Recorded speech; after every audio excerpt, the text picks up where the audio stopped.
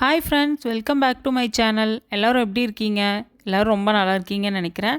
வாங்க இந்த வீடியோவில் ரொம்ப சிம்பிளான ஒரு கார சட்னி தோசைக்கு எப்படி பண்ணுறதுன்னு பார்க்கலாம். டேஸ்ட் வந்து நல்லாயிருக்கும். ரொம்ப பண்ணுறதும் குயிக்காக பண்ணிடலாம். இப்போ ஒரு மிக்ஸி ஜார் எடுத்துகிட்டு அதில் ஒரு 5 காஞ்ச மிளகாய் ஒரு 10 நிமிஷம் ஊற வச்சு எடுத்துருக்கேன் தண்ணியில். அதையும் சேர்த்துட்டு 2 மீடியம் சைஸ் வெங்காயம், அது கூட ஒரு 6-7 பல் பூண்டு சேர்த்துருக்கேன், 2 தக்காளி, தேவையான அளவு உப்பு சேர்த்துக்கலாம். இப்போ கொஞ்சம் சர்க்கரை சேர்த்துக்கலாம். பாருங்கள், ரொம்ப கம்மியாக தான் சேர்த்துருக்கேன். சேர்த்துட்டு இப்போ இதை வந்து சட்னி அரைச்சி எடுத்துக்கலாம். இப்போ சட்னியை அரைச்சிக்கலாம். நல்லா நைஸாக அரைக்கணும். பாருங்கள், இந்த அளவுக்கு நல்லா நைஸாக அரைச்சி எடுத்துக்கலாம். பார்க்கவே ரொம்ப கலர்ஃபுல்லாக இருக்குது பாருங்கள். இப்போ இதை வந்து தாளிச்சிடலாம். இப்போ ஒரு கடாய் அடுப்பில் வச்சுட்டு அதில் 2 டேபிள் ஸ்பூன் ஆயில் சேர்த்துருக்கேன். ஆயில் ஹீட் ஆனதும் இப்போ அதில் வந்து ஒரு 1/2 டீஸ்பூன் கடுகு, 1 டேபிள் ஸ்பூன் உளுந்து சேர்த்துக்கிறேன்.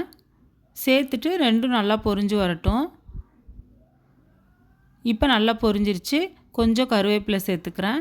சேர்த்துட்டு சட்னி ஆட் பண்ணிக்கலாம். சட்னி சேர்த்து நல்லா மிக்ஸ் பண்ணி விட்டுடலாம். தண்ணி வந்து நிறைய சேர்த்துடக்கூடாது, லைட்டாக கொஞ்சமாக சேர்த்துருக்கேன். இப்போ ஒரு 2லேருந்து 3 நிமிஷம் நல்லா கொதிக்கட்டும். சட்னி வந்து நல்லா ஃபுல்லாக தெறிக்கும். ஸோ முடிஞ்சால் நீங்கள் பெரிய கடாயில் கூட வச்சு பண்ணிக்கலாம், இல்லைன்னா மூடி போட்டு வச்சுருங்க. ஒரு 2லேருந்து 3 நிமிஷம் நல்லா கொதித்து வந்துடட்டும். பாருங்கள், இந்தளவுக்கு நல்லா கொதித்து வந்தாலே போதும். அவ்வளோதான். இப்போ சூப்பரான கார சட்னி ரெடி ஆயிடுச்சு. நீங்களும் வீட்டில் இதை ட்ரை பண்ணி பாருங்கள்.